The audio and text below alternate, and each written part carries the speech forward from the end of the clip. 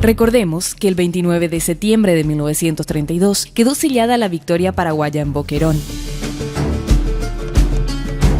Como escribe el capitán norteamericano David Zook, Boquerón, la primera batalla decisiva de la Guerra del Chaco, dio al Paraguay una enorme ventaja psicológica y obtenía el dominio completo de la campaña.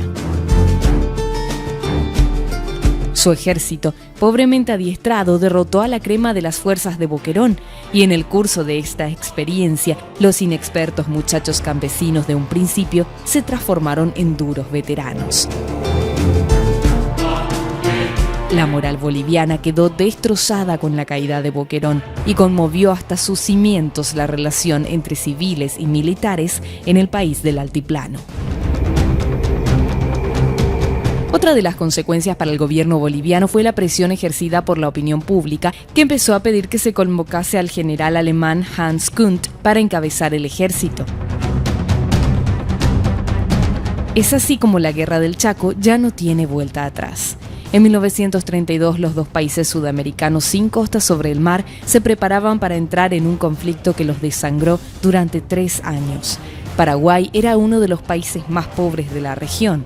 Tenía cerca de 1 millón de habitantes y su economía estaba basada en la producción agrícola ganadera, mientras que en Bolivia la economía era próspera, sustentada en su gran riqueza minera, y al inicio de la guerra contaba con una población de 3 millones de personas. Durante el tiempo en campaña, Bolivia llegó a movilizar 250.000 soldados aproximadamente, mientras que Paraguay movilizó, según diversos autores, entre 100 y 120.000 hombres.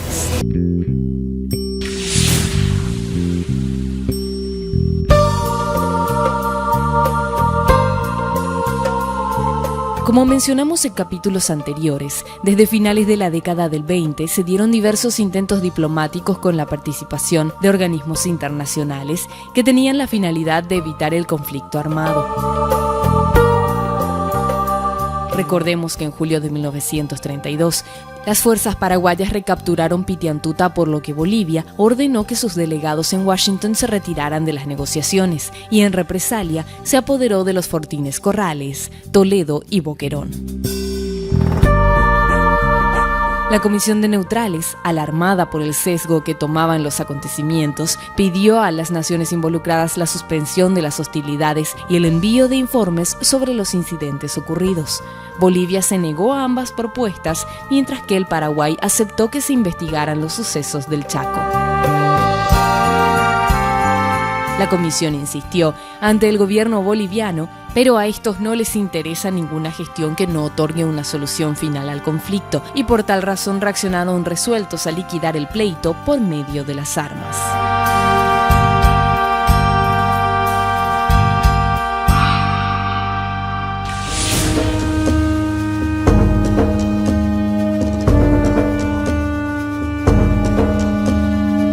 El inicio de las hostilidades en el Chaco conmovió profundamente a los demás países de América, en los que cundió la impresión de que Bolivia, confiando en su superioridad numérica, buscaba imponer por las armas al Paraguay el arreglo de la cuestión chaqueña. Tal es así que el 3 de agosto de 1932, las naciones americanas, representadas por el secretario de Estado de los Estados Unidos, Henry Louis Stimson, y la Comisión de Neutrales en Washington, formularon una declaración conocida como la Doctrina del 3 de agosto. En la misma, sostienen que la disputa del Chaco era susceptible de una solución pacífica, para lo cual propuso un armisticio sobre las bases de las posiciones ocupadas el 1 de junio, lo que equivalía al abandono de los fortines que se había apoderado Bolivia y el sometimiento inmediato de la controversia a un arbitraje. Pero lo más importante de este documento fue la postura asumida por las naciones americanas de no reconocer las adquisiciones territoriales que sean obtenidas por fuerza de armas. La respuesta de Bolivia fue rechazar toda proposición que signifique la devolución de los 3 fortines que había tomado, y mientras el Paraguay se niega a toda conciliación que no condicione la devolución de los fortines. El El 29 de agosto, la Comisión de Neutrales propone una tregua incondicional de 60 días. El Paraguay no accede al pedido y Bolivia indica que está dispuesta a suscribir la tregua, pero por un lapso de 30 días. Durante los días de la batalla de Boquerón también se desarrollaron intensas gestiones diplomáticas con el fin de apaciguar los ánimos beligerantes. El 10 de septiembre, un día después del primer ataque paraguayo, la Comisión Internacional propone el retroceso de tropas a 10 kilómetros del frente de batalla. Bolivia aceptó la cesación de hostilidades solo cuando la derrota era inminente y sugirió la neutralización de 2 kilómetros alrededor de Boquerón. Por su parte, el gobierno paraguayo no aceptó ninguna propuesta que no incluyera la devolución, por parte de Bolivia, de los 3 fortines capturados, Boquerón, Toledo y Corrales, y la desmilitarización de todo el Chaco. Eran posiciones diametralmente opuestas y no hubo ningún acuerdo, pese a los esfuerzos de los neutrales. El 23 de septiembre, los neutrales, abandonando su anterior propuesta, sugirieron un armisticio simple, regido por una comisión militar neutral. El Paraguay no aceptó la propuesta por falta de condiciones. Terminada la batalla de Boquerón, la Comisión de Neutrales se formuló nuevas proposiciones durante algún tiempo. El 12 de octubre de 1932, mientras las tropas de Estigarribia se encontraban en plena ofensiva, el organismo internacional propuso que los delegados de ambos países conviniesen la retirada de las tropas en el Chaco, la desmovilización, la reducción de efectivos y la solución arbitral de la disputa. Las conversaciones no llegaron a ningún resultado.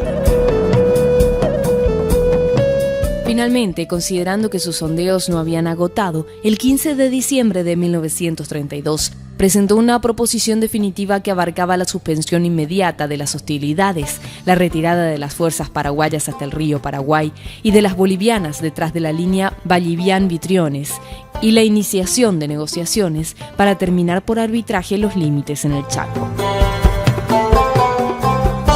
La respuesta del Paraguay fue una concluyente negativa y la orden de su delegado ante la comisión, Juan José Soler, de emprender el viaje de regreso.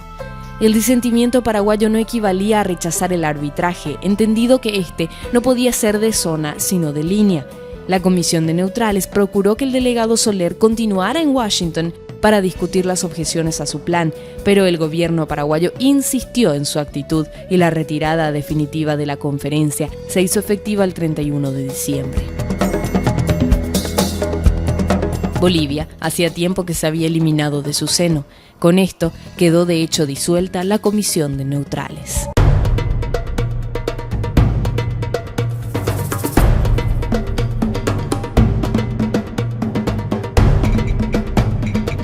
Consumada la victoria del 29 de septiembre en Boquerón, el mando militar tomó la decisión de extender el éxito, recapturando las posiciones perdidas y apoderándose de fortines bolivianos estratégicos ubicados en las cercanías de Boquerón.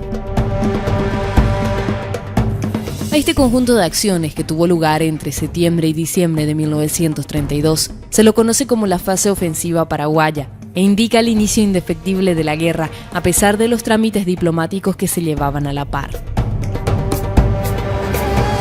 Después de un breve descanso de las tropas paraguayas, el teniente coronel José Félix Estigarribia dirigió la ofensiva hacia la recuperación del Fortín Arce. Por el lado enemigo, las fuerzas bolivianas, bajo las órdenes del coronel Francisco Peña, organizaron una línea de defensa en el tramo que une los fortines Ramírez y Lara. A los pocos días, Peña, por motivos de salud, delegó la comandancia al teniente coronel Enrique Peñaranda. El 7 de octubre de 1932, el coronel Estigarribia entregó su orden de operaciones y con un poco más de 9.000 hombres, el ejército paraguayo en campaña avanzó contra las posiciones bolivianas.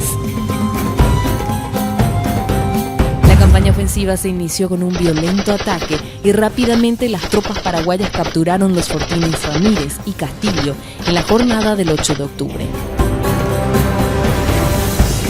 El 11 de octubre fue capturado el fortín Lara y Yucra al día siguiente.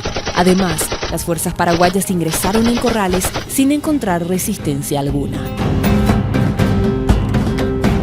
Todas estas acciones obligaron a los bolivianos a replegarse, abandonando depósitos de víveres y armamentos, además de la deserción de numerosos contingentes desmoralizados. Una vez en Yucra, la distancia que separaba a las fuerzas paraguayas del Fortín Arce era de 11 kilómetros, por lo cual iniciaron los preparativos para la captura de dicho campamento. Arce fue uno de los fortines más importantes del ejército boliviano en el Chaco. Tenía una represa con abundante agua, edificios confortables, grandes galpones y hasta un casino de oficiales con techo de teja.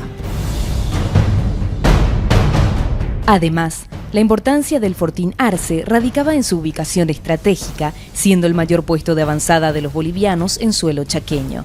Desde Arce, las tropas del altiplano realizaban el trabajo de abastecimiento a todos los puestos bolivianos que se montaron en la zona. Los fortines capturados fueron rebautizados por los paraguayos quedando las siguientes denominaciones. El Fortín Ramírez pasó a llamarse Fernando Velázquez, el Fortín Lara, Teniente Luis Campercholi, el Fortín Cabo Castillo, Teniente Guillermo Arias. El avance paraguayo sobre el Fortín Arce estuvo supeditado a la prudencia con que Estigarribia emprendía sus acciones, pero la cercanía del periodo lluvioso obligaba a una intensificación de las mismas. Vale aclarar que la gran limitación que sufrió el ejército paraguayo fue la falta de transporte suficiente para cubrir las necesidades del ejército en campaña. Por este motivo, las victorias paraguayas siempre fueron parciales, ya que Estigarribia prefería esperar a contar con el transporte que asegurara el abastecimiento antes de presentarse en el campo de batalla. Y así dio oportunidad, en más de una ocasión, a que el enemigo desmoralizado y sin medios pueda reponer sus fuerzas y, en algunos casos, huir. A partir del 13 de octubre, el ejército paraguayo empezó su avance sobre Arce. Luego de algunas escaramuzas que retrasó el desplazamiento, el 18 de octubre de 1932 llegaron al lugar denominado Campo de la Mula Muerta, donde los bolivianos montaron su primera línea de defensa gracias a las características del lugar. Este campo era un cañadón bien extenso que representaba un excelente campo de tiro, y en dicho lugar los defensores del fortín montaron una batería de cañones. La orden de operaciones de Estigarribia estableció un ataque en dos frentes. Por un lado, la cuarta división, en primera línea, debía avanzar atacando por el flanco derecho con el fin de ocupar el camino que unía los fortines Arce y Boquerón. Por el otro lado, la segunda división debía intentar cortar las comunicaciones, eliminando la resistencia enemiga. Los paraguayos iniciaron el ataque frontal con fusiles, ametralladoras y morteros, pero fueron contenidos por la batería boliviana que defendía la posición. Los atacantes intentaron avanzar con denuedo, llegando en varias oportunidades a pocos metros de la línea de defensa boliviana, lo que causó el pánico entre ellos, y comenzaron a retirarse en pequeños grupos desordenados. Completada la maniobra de aproximación, el 22 de octubre, al amanecer, comenzó el ataque paraguayo y para el mediodía los regimientos paraguayos 2 de Mayo y Corrales lograron rodear las líneas bolivianas y salir a su retaguardia. Varios regimientos bolivianos abandonaron sus posiciones completamente atemorizados. Solo unos pocos combatientes, que no pasaban de 1000 hombres, permanecieron en sus puestos esperando el ataque de 10.000 soldados paraguayos. El cerco de sus posiciones, el cierre del camino que comunicaba Arce con el Fortín Fernández, obligaron al coronel Peñaranda a ordenar la evacuación y destrucción del fortín. Los bolivianos se retiraron hasta Lihuata, cubiertos por una tropa al mando del mayor Germán Busch. La reacción de los soldados bolivianos cuando eran cercados sirvió para configurar a la postre las tácticas de combate paraguayas. Como lo explicó el comandante Peñaranda, solo bastó la caída de unos cuantos proyectiles de artillería para que los ánimos se alarmaran y se perdieran la moral y la disciplina. Las fuerzas paraguayas entraron en Arce el 21 de octubre, encontrándolo vacío y en ruinas. En este lugar las fuerzas de Estigarribia se hicieron de cañones, ametralladoras, camiones y material sanitario. 40 años después, en abril de 1972, apareció un relato que nos revela un secreto espantoso. En la huida de Arce, los bolivianos habían considerado la posibilidad de recurrir a armas bacteriológicas, contaminando los pozos del fortín con bacilos de cólera cultivados en laboratorio. Gracias a la desobediencia de los médicos a quienes fue encomendada la misión, se salvaron miles de vidas, no solo de paraguayos, sino de bolivianos y poblaciones argentinas, hasta donde llegaban miles de desertores del frente de batalla. En la huida boliviana del Fortín Arce, algunos soldados se perdieron en el tupido bosque, otros cayeron presos de los paraguayos y el resto iba llegando a Alihuatá aisladamente, en completo desorden, aunque el terror los impulsaba a seguir hasta Muñoz. Retirados los bolivianos de Alihuatá, el 26 de octubre los paraguayos ocuparon este punto sin luchar y lo rebautizaron Mayor Ruperto Centeno. Una vez en Arce, el coronel Estigarribia cayó en la trampa de un telegrafista boliviano. El astuto operador dejó un comunicado donde mencionaba que entre los fortines Fernández y Platanillos existía un contingente de 1000 soldados, por lo que el comandante paraguayo, en lugar de emprender una persecución implacable contra los soldados enemigos en retirada, decidió enviar 2 divisiones a hacer frente a las tropas bolivianas. Sin embargo, el dato era falso, ya que no existían más de 200 combatientes repartidos en la zona. De todos modos, el 30 de octubre, los paraguayos capturaron sin luchar el Fortín Fernández y lo rebautizaron Dr. Luis Alberto de Herrera. Días después, luego de pocas horas de combate, las fuerzas guaraníes ocuparon el Fortín Platanillos y lo rebautizaron Teniente Acosta. Platanillos, al igual que Arce, era uno de los principales centros de enlace del sistema de fortines bolivianos, y una vez que fue ocupada por los paraguayos ponía en serio riesgo la suerte de los puestos Yayucubas, Bolívar y Loa, razón por la cual fueron evacuados y ocupados por las tropas comandadas por el coronel Estigarribia. Si todo un ejército boliviano había sido destruido en esta primera etapa, las pérdidas paraguayas no fueron menos cuantiosas, pero la moral había sido recuperada. El Paraguay ya no tenía por qué temer el poderío militar de su contendiente y su indefensión no era tanta como habían propalado los opositores al gobierno. En Boquerón y en los combates que tuvieron lugar en los alrededores, Bolivia perdió, entre muertos y prisioneros, los oficiales y soldados con más experiencia en el teatro de operaciones chaqueño, lo que sería difícil de reponer rápidamente. Con las pocas tropas disponibles, recién se pudo resistir el avance paraguayo a 7 kilómetros del Fortín Saavedra, al borde de un largo y ancho pajonal que los paraguayos debían atravesar si querían seguir atacando. Allí se posicionó la 4ª División al mando del teniente coronel Bernardino Bilbao Rioja, que reemplazó a Peñaranda dado de baja por enfermedad.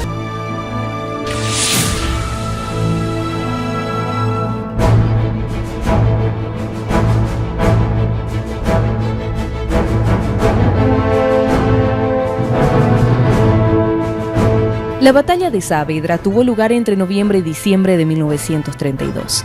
En este punto, las acciones bélicas cambiaron rotundamente. De ser una ofensiva casi invicta para los paraguayos, pasó a ser un avance rotundo de las fuerzas bolivianas, que en este punto iniciaron una gran ofensiva que sería frenada varios meses después. Saavedra fue fundado por los bolivianos en 1924. Lleva el nombre de uno de los presidentes de Bolivia, el presidente Bautista Saavedra. A raíz de la fundación de este fortín, los paraguayos fundaron el Fortín Anagua en 1925.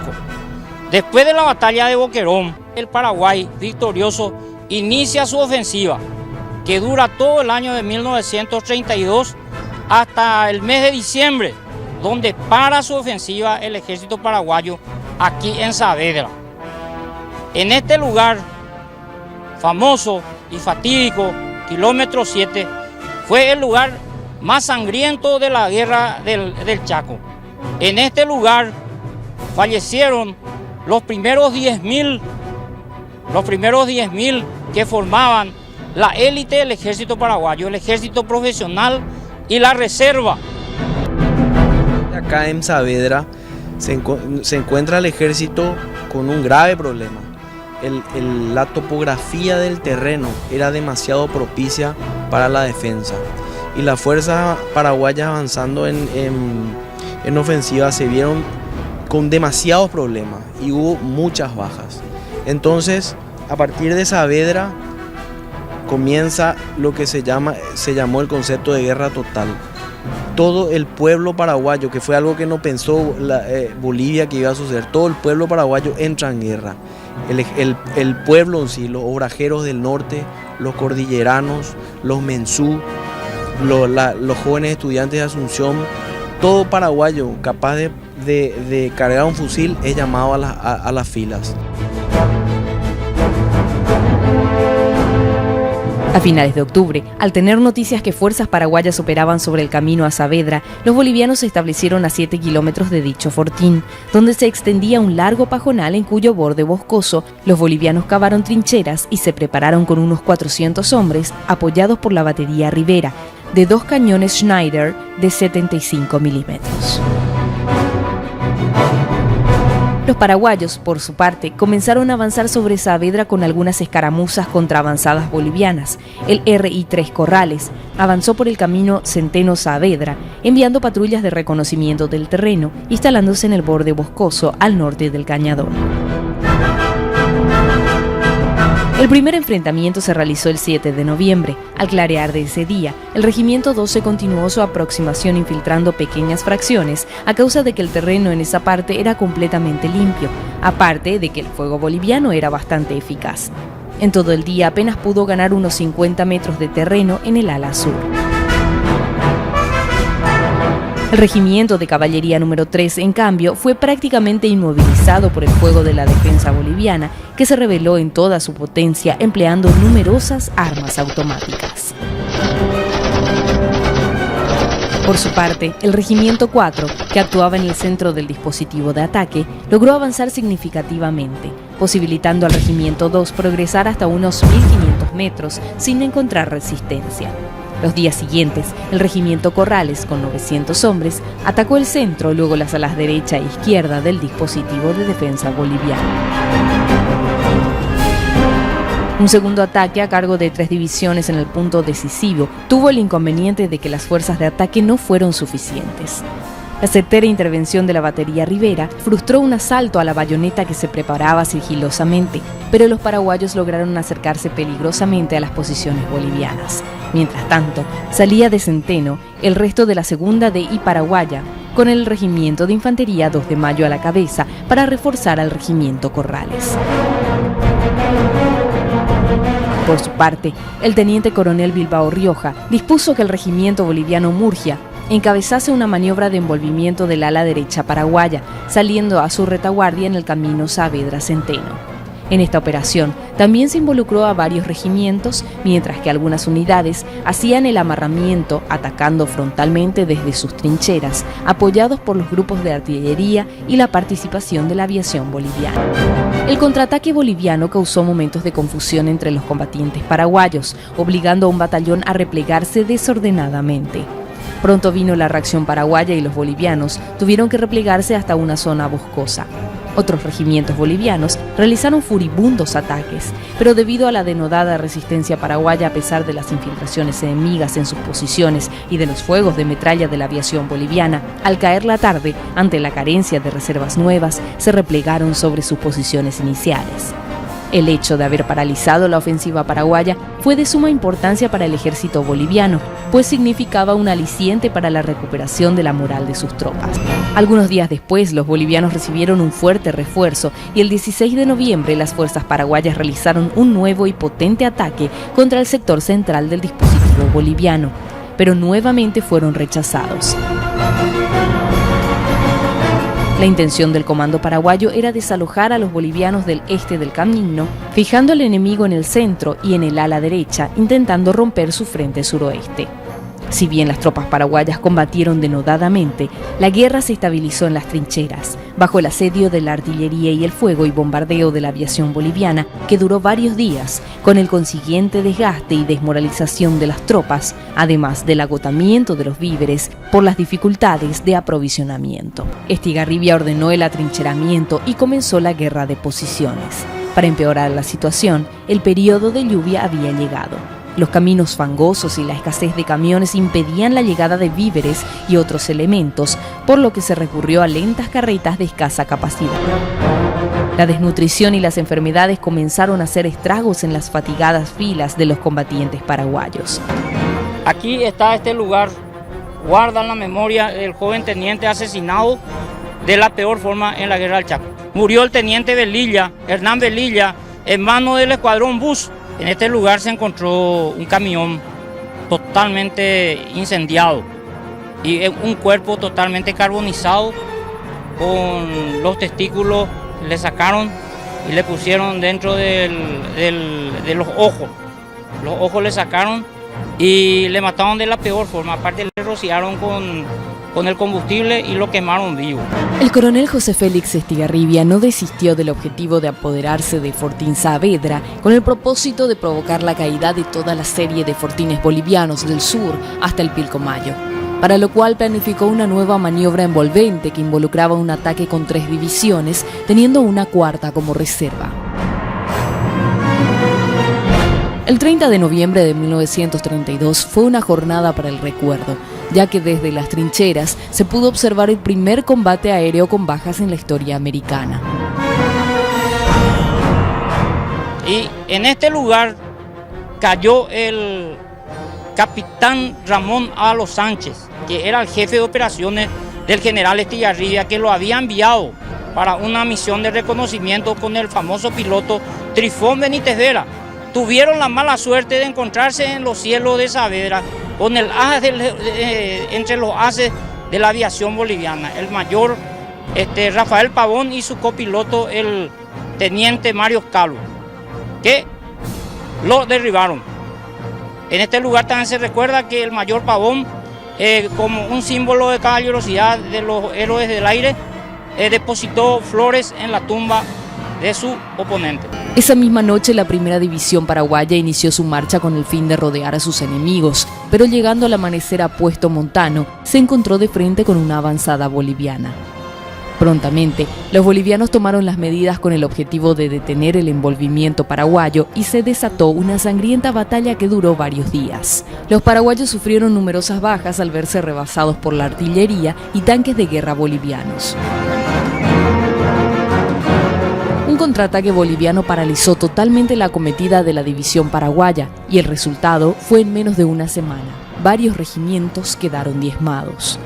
El 10 de diciembre, las fuerzas paraguayas acometieron nuevamente contra las posiciones bolivianas intentando vanamente romper el frente defensivo boliviano, llegando en algunos casos a apenas 30 metros de las trincheras enemigas.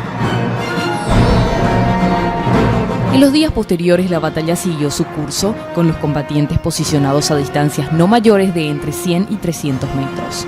El 15 de diciembre los bolivianos perdieron a uno de los más apreciados jefes, el mayor Germán Jordán, de destacada actuación en el frente de batalla. Desde ese día, el pajonal donde tuvieron lugar los combates entre paraguayos y bolivianos fue bautizado en su homenaje con el nombre de Campo Jordán. Mientras tanto, en La Paz, arreciaban las críticas contra Salamanca y el comando boliviano. Arce y Aliguatá dejaron un sabor amargo en el pueblo que clamó por el cambio del alto mando y el retorno de Hans Kunt. La ciudadanía exigió que el general alemán se haga cargo del comando de las Fuerzas Armadas. Salamanca, no muy convencido, no tuvo más remedio que llamarlo y además cederle todas las prerrogativas militares que había disputado con los jefes bolivianos. Kunt llegó a La Paz el 5 de diciembre de 1932, mientras se continuaba combatiendo en las trincheras del kilómetro 7. Rápidamente, él solo toma el mando del ejército, al cual había dirigido hasta 1926. A su llegada, el alemán le asegura al presidente boliviano que lograría la victoria en el Chaco y que solo necesita 25.000 hombres para hacerlo. El 12 de diciembre, el ejército boliviano, ya al mando del general Kunt, inició una ofensiva general con intenciones de destruir al ejército de Estigarribia. Además de organizar la defensa de Saavedra, Kunt mandó el avance de las fuerzas bolivianas y así fueron retomados los fortines Platanillos, Loa y Bolívar. Además, capturaron el fortín General Duarte el 30 de diciembre de 1932. Gracias a gestiones del Papa Pío XI, fue aprobado por ambos comandos una tregua por el día de Navidad, pero la jornada fue aprovechada por los paraguayos para posicionarse a ambos costados del camino Saavedra-Centeno. Por razones logísticas, el comando paraguayo se vio obligado a reagrupar sus fuerzas, pero preparando un ataque general a fondo antes de que la estación de lluvias frustrara las operaciones. Pasada esta pausa, las acciones se reanudaron con singular violencia, especialmente en los últimos días del año, tal que el empuje de los regimientos bolivianos obligó a las tropas paraguayas a replegar sus flancos. El 27 de diciembre, los bolivianos atacaron frontalmente en el frente de Saavedra, pero los paraguayos lograron detener el avance causando unos 700 muertos y numerosos heridos. Pero en la misma jornada, las fuerzas comandadas por Kunt capturaron los fortines Corrales y Platanillos. Como consecuencia de esta ofensiva boliviana y sobre todo por la falta de abastecimientos, el comando paraguayo decidió abandonar Saavedra, donde quedó únicamente la primera división.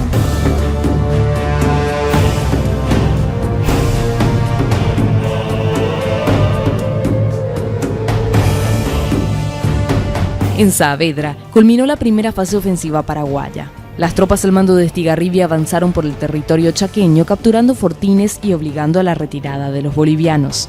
Sin embargo, el cansancio de los hombres, las dificultades de aprovisionamiento y las enfermedades que agravaban la situación del ejército paraguayo, sumado a la efectiva defensa boliviana en kilómetro 7, obligó al comandante paraguayo a volver a la defensiva, fortificando sus posiciones.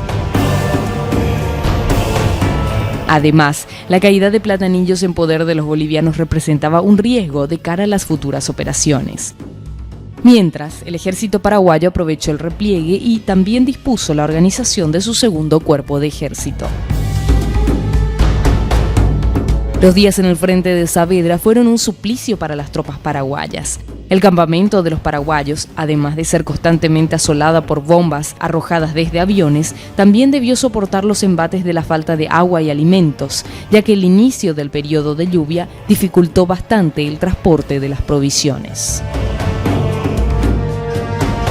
Algunos relatos cuentan que para conseguir el líquido vital debían desplazarse hasta 3 kilómetros para solo encontrar agua sucia con barro. La misma, para ser transportada sin desperdicio, era trasladada en tachos con pasto y varillas, como lo atestiguan estas fotos. Luego de Saavedra, la guerra entrará en una nueva fase, la de la ofensiva boliviana comandada por el general Kunt. En esta etapa, el ejército de Bolivia llegó al punto más al sur del Chaco en un avance permanente.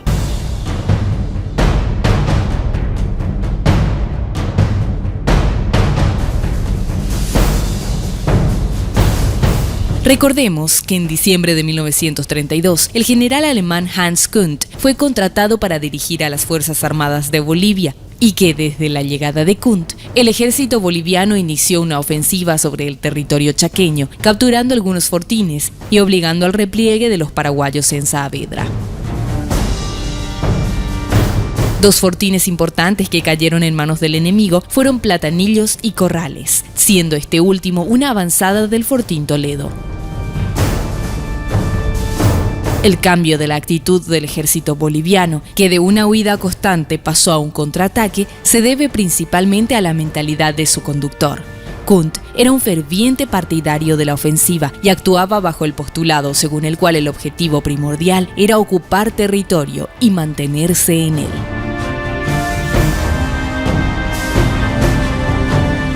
Iniciado el año 1933, los bolivianos fueron ganando posiciones dentro del Chaco. El 8 de enero tomaron el fortín Mariscal López y la reacción paraguaya ante la amenaza del avance enemigo fue el repliegue y la reorganización de su ejército, creando en el fortín Toledo el segundo cuerpo de ejército. Al mismo tiempo, la segunda división paraguaya se retiró de Saavedra y se trasladó a la línea Alihuatá-Herrera. Aprovechando días de intensas lluvias, los paraguayos se establecieron en posiciones defensivas y en el trajín se dieron nuevos ataques por parte de los bolivianos, pero estos sufrieron numerosas bajas y se retiraron hasta sus trincheras en kilómetro 7.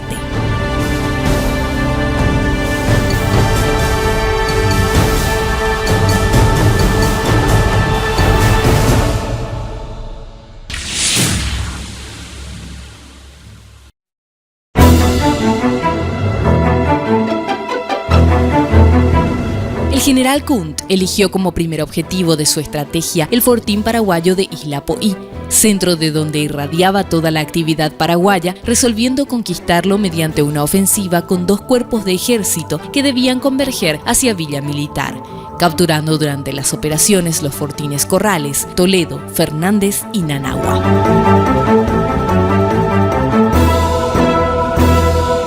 Este fortín se fundó el 15 de junio de 1925 por el entonces mayor Juan B. Ayala, siendo su primer comandante el capitán Federico Westman Smith.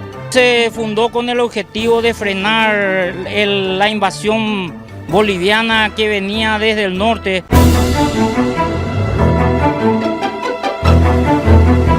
Para la ofensiva sobre Nanagua, Kunt asumió personalmente la dirección de la batalla y tenía tal seguridad en el triunfo que anunció que la caída del fortín ocurriría a las 12 horas del día 20 de enero. El comando boliviano está a cargo personalmente del general Kunt. Él se estaba preparando hace mucho, desde que tomó el comando. Él tenía una especie de síndrome de atacar Nanagua, porque según él ya tenía las puertas abiertas de la segunda ciudad en importancia del Paraguay, que era Concepción.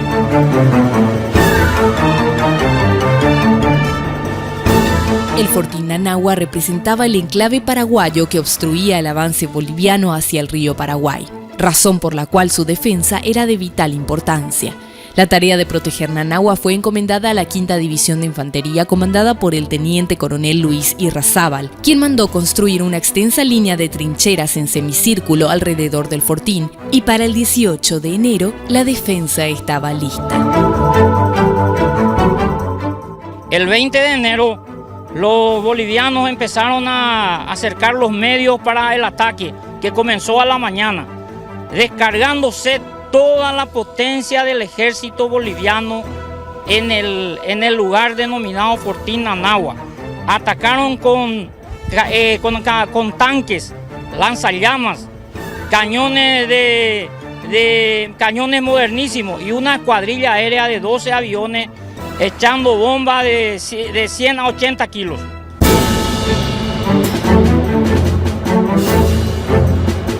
Los paraguayos respondieron con nutridas descargas de artillería, que incluía morteros, armas automáticas y fusilería, y lograron contener 3 avances del enemigo. Durante la primera jornada, los combates continuaron hasta horas de la noche. En los días 21, 22 y 23 de enero, los 3 destacamentos bolivianos ejercieron una fuerte presión sobre los puntos que habían alcanzado, pero sin poder penetrar el sistema defensivo paraguayo.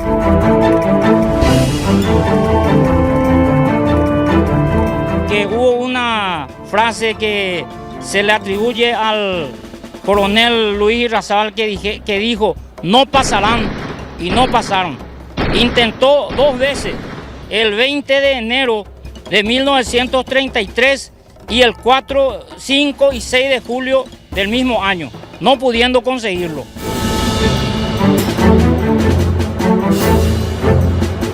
En un punto crítico del ataque, los defensores paraguayos sufrieron una severa escasez de municiones, a medida que las fuertes lluvias tornaban los caminos en lodazales intransitables. Pero entonces, Estigarribia movilizó sus aviones para llevar municiones hacia una pista de aterrizaje improvisada en Nanagua. El apoyo aéreo fue eficaz y bastó para que los soldados mantuvieran sus posiciones ante la ofensiva boliviana.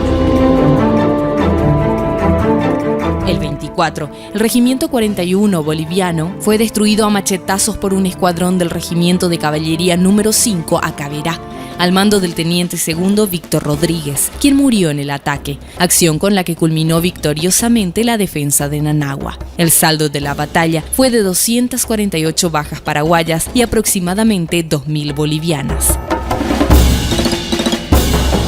Nanagua no pudo ser subyugado y en consecuencia el prestigio de Kunt recibió un duro golpe, al igual que la moral boliviana.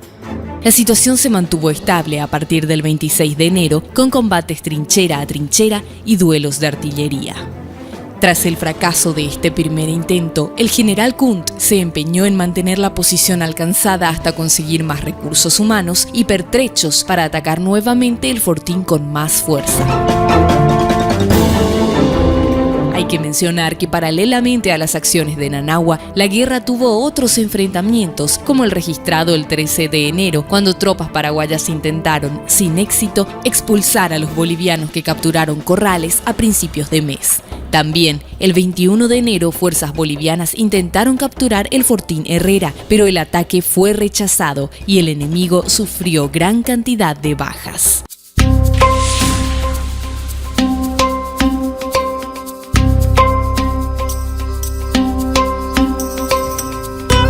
Recordemos que en diciembre del 32 se formalizó el fracaso de la Conferencia de Washington, razón por la cual el gobierno argentino decidió iniciar una nueva gestión pacificadora. A esta iniciativa se le sumó el gobierno de Chile. Luego de una reunión de 2 días en la ciudad argentina de Mendoza, los cancilleres de Argentina y Chile elaboraron una propuesta que consistía en someter al arbitraje cada una de las cuestiones que suscitaren para la solución de la disputa del Chaco, aceptar inmediatamente el cese de las hostilidades y el retiro de sus tropas y la reducción de los efectivos militares.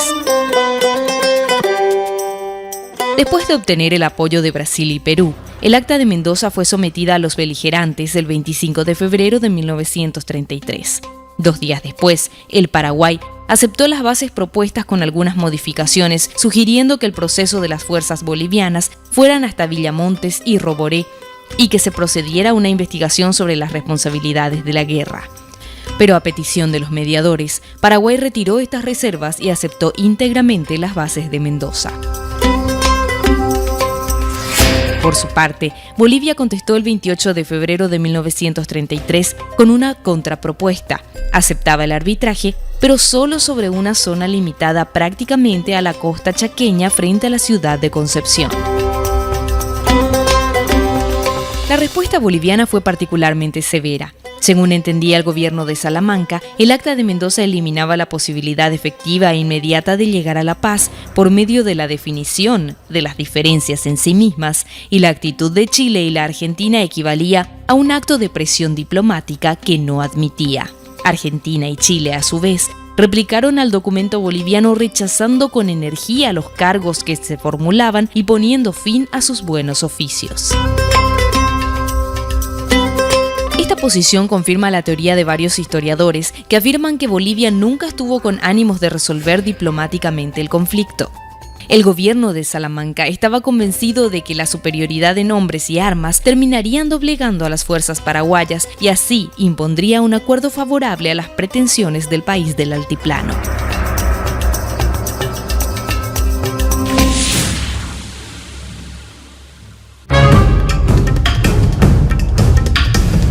Tras el fracaso de la retoma paraguaya de Corrales, los paraguayos se retiraron a Toledo, un puesto militar que fue fundado con la finalidad de proteger a la única organización civil de importancia en la zona, las colonias menonitas. Este fortín fue fundado para darle seguridad a los menonitas, especialmente a las colonias menonitas, a las primeras colonias que vinieron a tomar posesión de las tierras que adquirieron para que ellos vengan a afincarse en el Chaco paraguayo. Recordemos que luego del fracaso en Nanagua y las victorias en Platanillos y Corrales, el mando boliviano, en un afán de no perder la iniciativa, lanzó una ofensiva por el norte. Cerca de 3.700 soldados marcharon desde Corrales rumbo a Toledo, que era defendido por 5.700 paraguayos que se encontraban físicamente debilitados por una epidemia de disentería y de tifoidea. El general Kuhn fija su atención en Toledo y lanza una poderosa ofensiva el día 25 de febrero de 1933. Después de la batalla de Nanagua ya lanza su ofensiva contra Toledo. Durante todo el día y el día siguiente se luchó encarnizadamente, pero sin causar mella en la defensa del fortín. Los bolivianos realizaban sus incursiones con el apoyo de una decena de aviones que arrojaban bombas sobre las posiciones paraguayas, pero la artillería antiaérea paraguaya logró derribar una nave enemiga, causando el asombro de ambos bandos. Toledo tiene la particularidad en que fue usada por primera vez en forma masiva la aviación. Volaron 10 aviones el día 25 de febrero, siendo abatido uno de ellos, el Curtis, del famoso aviador, el capitán del Valle, que tenía como ametralladorista al teniente José Ardile. El fracaso de los combates, el acoso del hambre y la escasez de agua causó el desbande de 3 regimientos de infantería bolivianos. Conocida la precaria situación de los atacantes, el comandante de Toledo, Juan Bautista Ayala, ordenó el presionar frontalmente y realizar un ataque de doble envolvimiento sobre las posiciones bolivianas, pero circunstancias adversas impidieron el éxito de la operación. La batalla de Toledo se prolongó hasta el 11 de marzo y los bolivianos fueron repelidos luego de perder unos 2.000 hombres. El desbande de 3 regimientos bolivianos dio lugar a una lucha interna entre compatriotas. La tentativa de amotinamiento y deserción de otras unidades apuró el repliegue boliviano hacia Corrales. Y entonces, cuando corrieron hacia Camacho, lanzan la aviación y ametrallan. Y esas 2 unidades fueron borrados de la lista de revista. Nunca más ningún regimiento llegó a llamarse como el Warnes y el Pari.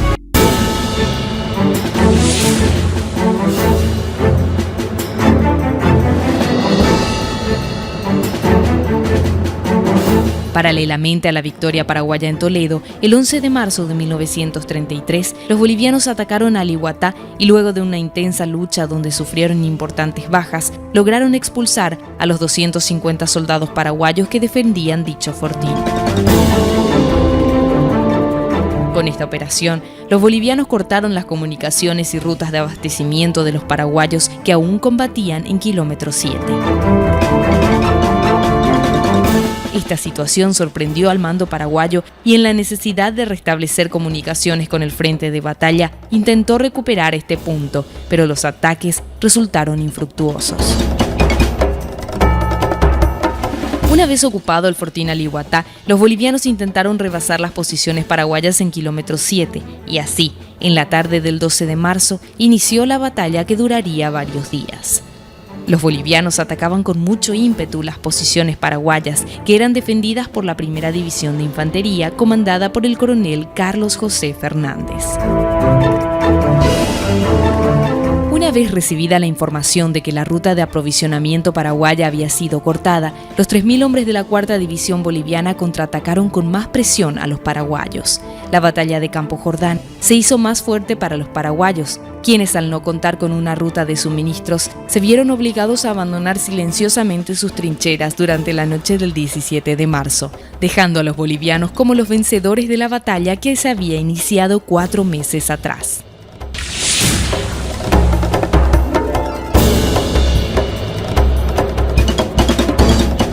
Los paraguayos se asentaron en Gondra y en este lugar el coronel Fernández formó un destacamento de 1.200 hombres al mando del mayor Rafael Franco, con la misión de defender el campamento paraguayo.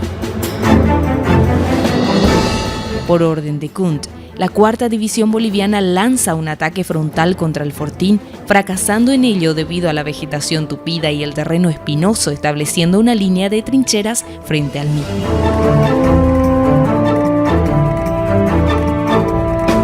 Gondra era el símbolo de la resistencia paraguaya. Jamás el ejército boliviano pudo entrar en Gondra, ni tampoco pudo vencer la resistencia paraguaya. Inclusive hay una bandera en Gondra que los bolivianos se dedicaron todo el día a bombardear. A raíz de eso, cuando ya parecía inminente una ofensiva boliviana para tomar Gondra, el comandante de la Primera División de Infantería, el coronel Rafael Franco, hizo formar a su división, le hizo cantar el himno nacional y luego hizo firmar un acta en el cual esa bandera jamás sería arriada de ese lugar donde estaba flameando airosa la bandera paraguaya. Gondra es una síntesis de la lucha de todos los frentes. Lucha contra el enemigo y la naturaleza. En este lugar no hay grandes enfrentamientos, sino combate permanente, ataque de trincheras, duelos de artillería y sorpresivos asaltos son los incidentes de cada jornada. Prácticamente no se duerme, es un infernal trajín diario. Luego hubo un contraataque paraguayo en el famoso caso del túnel de Gondra, donde fue conquistada ya una parte de donde estaban los bolivianos. Pero los combates en Gondra no tenían mayor importancia, pues Kunt tenía en mente una nueva y potente ofensiva para definir la situación en Nanagua, que desde enero se mantenía a la espera. Tras la victoria boliviana en Alihuatá, el fortín Arce, rebautizado por los paraguayos como Doctor Francia, se convirtió en un centro neurálgico de las fuerzas nacionales, ya que servía de sede del primer cuerpo de ejército y base de aprovisionamiento de los fortines cercanos. Por su importancia, el general Kunt ordenó su conquista y durante 5 días se llevaron a cabo fuertes combates, pero los bolivianos no pudieron capturarla. Con el trajín de la guerra se fue formando una extensa línea de batalla que se extendía desde Toledo, al norte, hasta Nanagua, al sur, pasando por los fortines Herrera, Arce, Falcón, Gondra y Pirizal. Durante el mes de abril, los bolivianos atacaron en toda la línea, tratando de romper el frente paraguayo, pero fueron rechazados en todos ellos.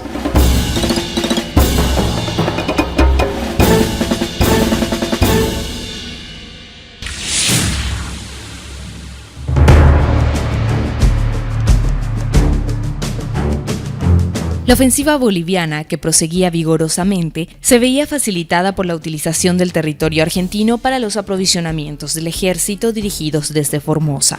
La falta de una declaración oficial del estado de guerra impedía al gobierno paraguayo reclamar de la Argentina la adopción de las medidas necesarias para que su territorio no fuera utilizado con fines militares por uno de los beligerantes.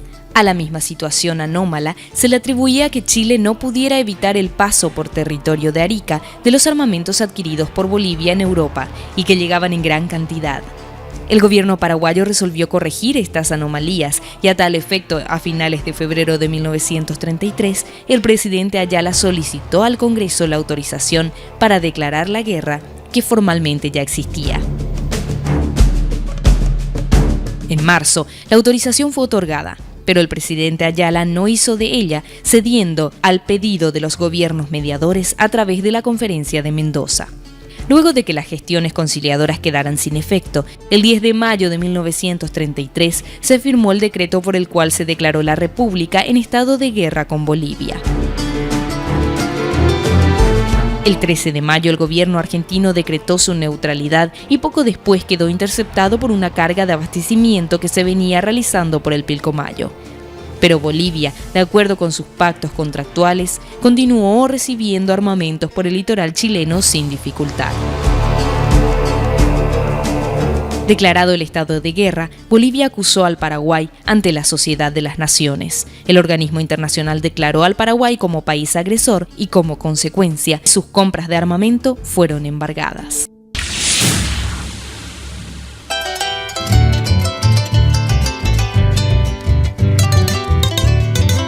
En 6 meses de ofensiva, los resultados obtenidos por el general Kunt habían sido muy escasos. Empeñado en alzar una gran victoria, en julio de 1933 concentró gran parte de su ejército para tomar las posiciones paraguayas en Nanagua mediante un ataque frontal. Pasadas las 9 de la mañana del 4 de julio, inició la mayor batalla de la guerra. Los bolivianos se lanzaron contra Nanagua apoyados por cañones, lanzallamas, tanques y la aviación que bombardeaba la artillería paraguaya. Luego de hacer explotar una potente mina subterránea, los bolivianos iniciaron el asalto y lograron hacer pie en un trecho de unos 400 metros de las trincheras paraguayas. Pero al oscurecer fueron desalojados mediante un valiente contraataque efectuado con granadas de mano y el apoyo eficaz de la artillería. Los atacantes fueron a la carga con ímpetu, pero las líneas de defensa paraguayas habían sido bien planificadas y puestos de artillería causaron estragos en los contingentes bolivianos. Además, uno de los carros de asalto fue incendiado por los tiros de la artillería paraguaya y los demás quedaron inmovilizados. Está en la cabecera de la Punta Moyoli un tanque boliviano y fue batido por los cañones del capitán Rovira, artillero, que hizo tiro directo y despedazó, rebanó este tanque en dos. Hubo otro tanque que fueron batidos por los soldados tirándole granada adentro. Mientras tanto, los asaltos llevados a cabo en Gondra y Alihuatá fueron heroicamente rechazados por las fuerzas paraguayas. El día 6 de julio, los bolivianos intentaron 2 asaltos, siendo ambos repelidos con valentía y heroísmo, razón por la cual Nanagua es también llamada la Muralla Viva.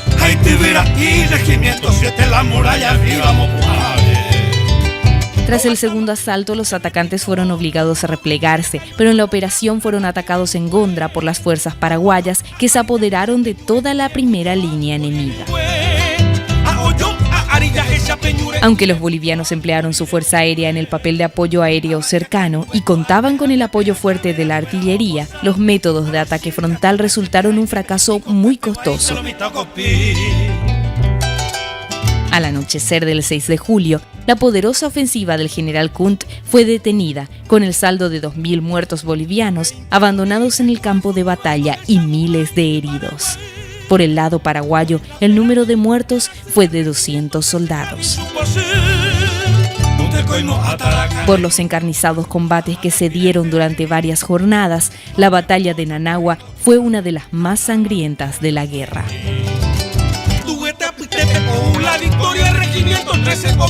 Esto era lo que vulgarmente había declarado en su obra el célebre compositor Emiliano R. Fernández. Era un infierno. El mariscal Estigarribia, después de terminar la batalla de Nanagua, llegó a visitar las trincheras de Nanagua y dijo en su memoria que fue el lugar que más le conmovió porque encontró a 2 soldados paraguayos y bolivianos ensartados uno con otro.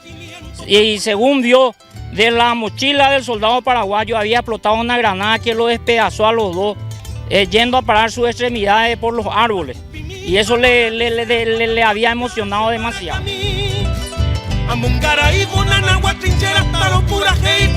En los días siguientes, ya en Gondra, los bolivianos realizaron otras embestidas infructuosas y con muchas bajas. El 12 de julio, los paraguayos interceptaron el camino de retaguardia, tomando los hospitales y la intendencia. El mismo día, los bolivianos realizaron un último ataque contra Nanagua, que fue rechazado como los anteriores, con enormes pérdidas para los atacantes. Entre los días 12 y 15 de julio, la primera división al mando del mayor Rafael Franco efectuó una limitada ofensiva en el frente de Gondra, intentando acorralar a los bolivianos que ocupaban dichas posiciones. Sin embargo, estos lograron escapar, pero abandonaron excelentes posiciones defensivas y un hospital de campaña en Campo Vía. Al finalizar el mes, la lucha se extendió a Herrera, donde los bolivianos fueron rechazados, continuando los combates en Rancho 8, Pirizal y Gondra. Los bolivianos sufrieron enorme desgaste humano y pérdida de material difícilmente reponible en el Chaco. El empuje boliviano había disminuido, a la par que aumentaba la moral paraguaya. Tras estas acciones, el comandante Estigarribia pensó que había llegado el momento de reanudar la ofensiva.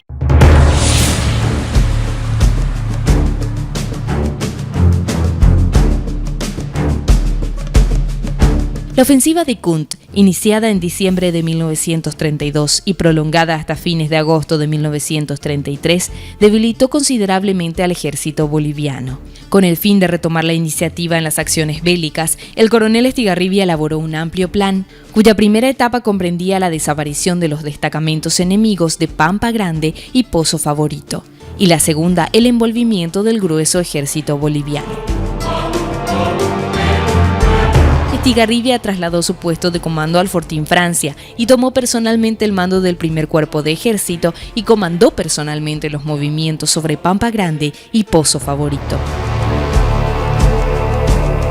El 11 de septiembre de 1933 comenzaron las operaciones con la intercepción del camino de retaguardia en Pampa Grande y al día siguiente los regimientos Loa y Vallivian quedaron completamente rodeados.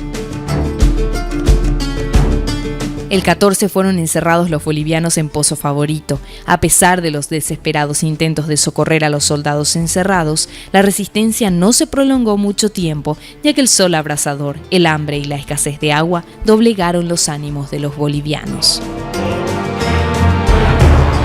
El 15 de septiembre, los paraguayos atacaron en todo frente y, en consecuencia, los bolivianos comenzaron a rendirse. Primero las fuerzas aisladas y poco después lo hacía el grueso de las que se hallaban atrincheradas tanto en Pampa Grande como en Pozo Favorito. El saldo de la jornada fue la rendición de más de 900 combatientes bolivianos y además, con esta maniobra, las fuerzas paraguayas se colaron en condiciones inmejorables para reanudar la ofensiva. El 18 de septiembre, en la Villa Militar, en mérito al éxito obtenido, José Félix Estigarribia fue ascendido a general de brigada. En contraposición, desde la base de operaciones bolivianas en Muñoz, Hans Kundt puso su cargo a disposición del gobierno. Algunas versiones cuentan que el alemán, agobiado por el fracaso, llegó a pensar en la fuga por territorio argentino e incluso en el suicidio.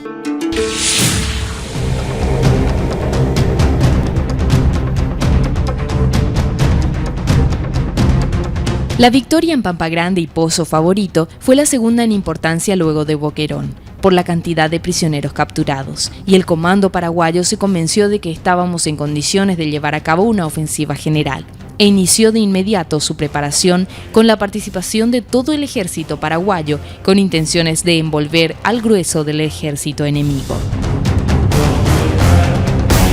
La ofensiva paraguaya se desencadenó el 23 de octubre de 1933, con ataques en todo el frente de batalla. Estos enfrentamientos casi diarios obligaron a los bolivianos a retroceder en todas sus posiciones y a suspender la ofensiva que estaban preparando. Los ataques paraguayos fueron ejecutados generalmente en forma de asaltos sorpresivos, sin apoyo de artillería, a cualquier hora del día. La lucha fue encarnizada en todas partes. Los contraataques bolivianos, con fuerte apoyo de la artillería y de morteros, fueron sucesivamente rechazados. Las pérdidas fueron fuertes en ambos bandos. Las unidades paraguayas demostraron gran movilidad, marchando, combatiendo, construyendo sendas o picadas, a pesar de la deficiente alimentación, consistente casi exclusivamente en carne conservada, galleta dura y enmohecida, y para beber, cocido, tereré o mate amargo. La situación del ejército boliviano se fue volviendo cada día más angustiosa ante sus continuos repliegues, acosados permanentemente por los combatientes paraguayos.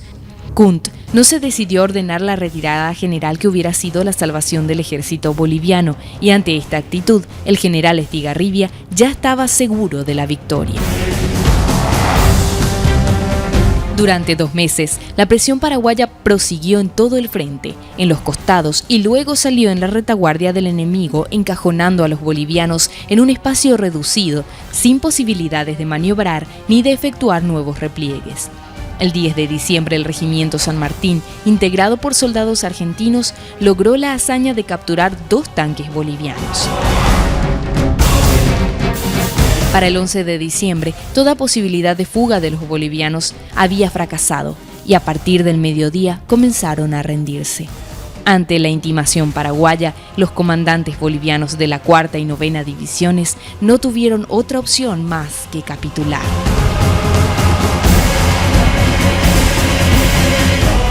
Campo Villa es la más grande victoria conseguida por el ejército paraguayo contra el ejército boliviano.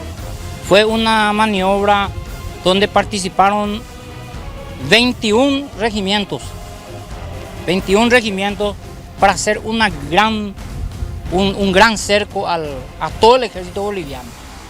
8.000 hombres con todo su equipaje, con todo su armamento, vehículos, centrales telefónicas, armamento, incalculable era. Son totalmente prisioneros, y lo poco que quedó se fueron a parar hasta Muñoz y salieron otra vez del cerco. ¿Por qué?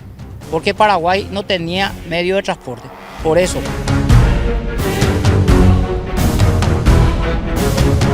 El material capturado fue enorme y sirvió al Paraguay para armar a nuevas unidades que a esta altura de la guerra ya carecía de fondos para hacer nuevas adquisiciones.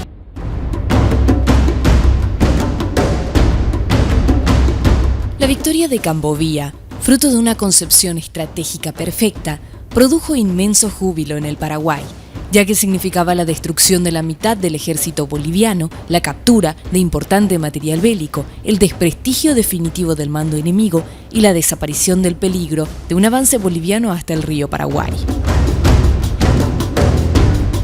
La seguridad de una victoria en la guerra se acrecentó en el espíritu de todo el pueblo paraguayo. Gracias al éxito de la maniobra, Estigarribia fue ascendido a general de división sobre el campo de batalla, mientras que por el lado de Bolivia, Kunt fue destituido como comandante en jefe y el coronel Peñaranda fue promovido a general de brigada y reemplazó al alemán en sus funciones. Cuando se supo la noticia de la rendición de 2 divisiones, una ola de estupor se extendió por toda Bolivia y para el presidente Salamanca, esta derrota representaba el derrumbamiento de todos los anhelos de reivindicación en el Chaco.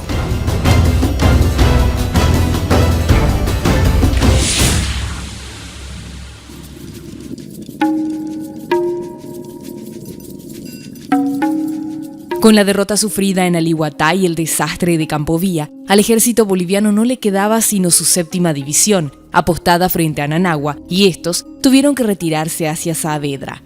Por razones aún no del todo claras, el presidente Eusebio Ayala propuso un armisticio que el gobierno boliviano lo aceptó de inmediato. La tregua debía durar del 19 al 30 de diciembre de 1933, pero se extendió hasta el 6 de enero de 1934.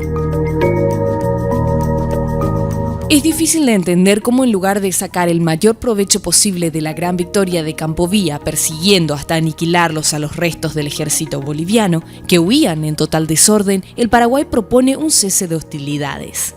Para esto, existen varias explicaciones de diversos autores. Unos afirman que el gobierno de Eusebio Ayala creyó que había ganado la guerra y que Bolivia no tenía otra opción que capitular y solicitar la paz a las condiciones que el Paraguay impusiese, y para dar tiempo a la diplomacia propuso un armisticio. Otra versión explica que la tregua fue idea del comandante Estigarribia, con la finalidad de dar descanso a sus tropas que hacía más de 3 meses venían realizando operaciones en el Chaco en condiciones paupérrimas, por lo que se encontraban agotadas. Además, el ejército paraguayo se encontraba a gran distancia de sus centros de abastecimiento y a esto se sumaba la falta de camiones para trasladar alimentos y materiales. El 19 de diciembre los paraguayos tomaron el Fortín Muñoz, hasta entonces sede del mando boliviano, y momentos después inició el armisticio. Ambos ejércitos aprovecharon esta tregua para reorganizar sus fuerzas, en especial Bolivia, que desde su nuevo comando en Vallivian formó un nuevo ejército para proseguir con la guerra. Para cuando el armisticio caducó, el ejército boliviano había recuperado su vitalidad, contaba nuevamente con 2 cuerpos de ejército, formado por 2 divisiones cada una, con un total de efectivos que doblaba la cifra de las fuerzas que Kunt comandó un año antes. Aunque el único inconveniente fue el cuadro de oficiales, que al estar tan raleado obligó a los comandos a ceder el mando de la mayoría de los regimientos a simples capitanes y mayores con poca experiencia en comandos. Estigarribia y todo el mando paraguayo quedaron sorprendidos. Bolivia, que después de sufrir derrotas aplastantes recobraba su vitalidad y seguía peleando con exasperante tenacidad, ya que el país todavía tenía los recursos necesarios para ello, algo que el Paraguay carecía, y compensaba con un ferviente patriotismo, inundaba los puntos de reclutamiento, proporcionándole alguno que otro contingente nuevo desde Asunción. Con la entrada en vigencia del armisticio, finaliza la campaña del 33, con un desarrollo de la guerra que favorecía a los paraguayos y que continuarían cosechando victorias durante los primeros meses de 1934, en el cual hicieron retroceder 300 kilómetros a los bolivianos.